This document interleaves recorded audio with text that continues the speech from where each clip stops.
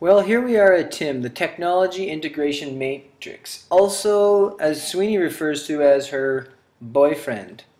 Now, I'm a middle school science teacher who, well, I consider myself a little bit techie, but not over the top, but I'm on my way. So I wanted to find something that was around my level or where I felt I was at in my classroom. So I found I'm comfortable probably around the adaptation stage in terms of level of tech integration.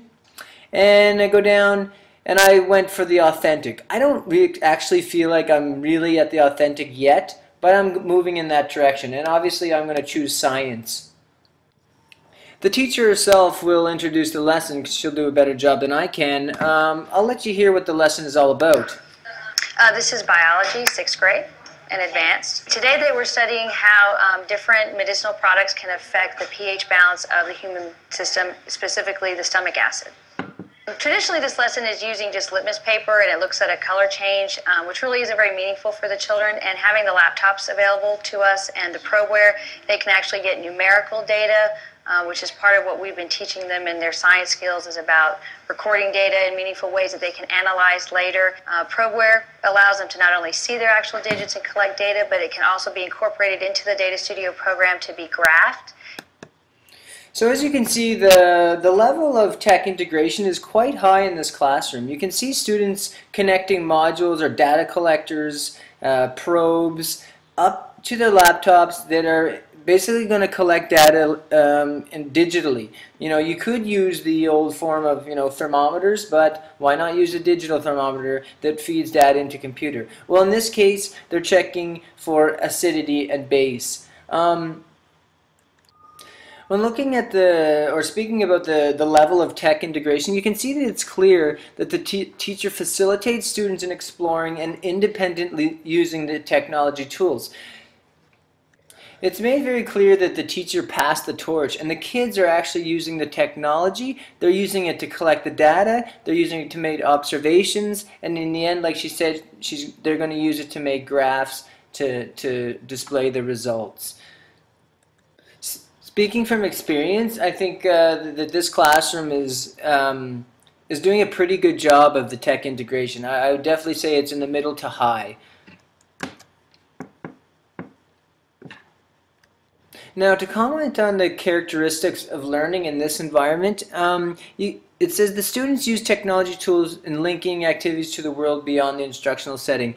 I think the student in this clip does a good job of explaining how his deeper understanding of what's happening here.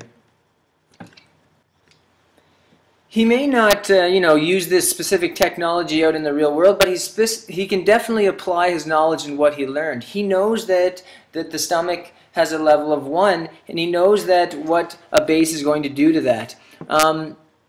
I'd also like to point out the fact that, well, with this digital data, it's much better than just a piece of paper changing color.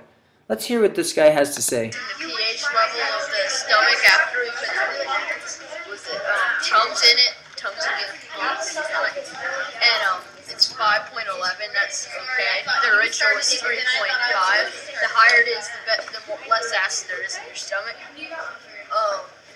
The normal stomach rate would be about a 1, but now I think it's clear that the integration of this technology into the lab has many benefits. The benefits to student learning, the teacher explained. The students it's very hands-on. The real benefit here is the ability to watch the data. They can see the numbers. It's not just a piece of paper changing color. Not only that, they can take that data, it's there, they can save it, they can email it, and they can also graph it. They can graph it later. Another thing, look what it does to the function of the classroom. The students are highly engaged. Okay? They're not off task for the most part. Well, what we see on camera, you can see that the students are very engaged in what they're doing.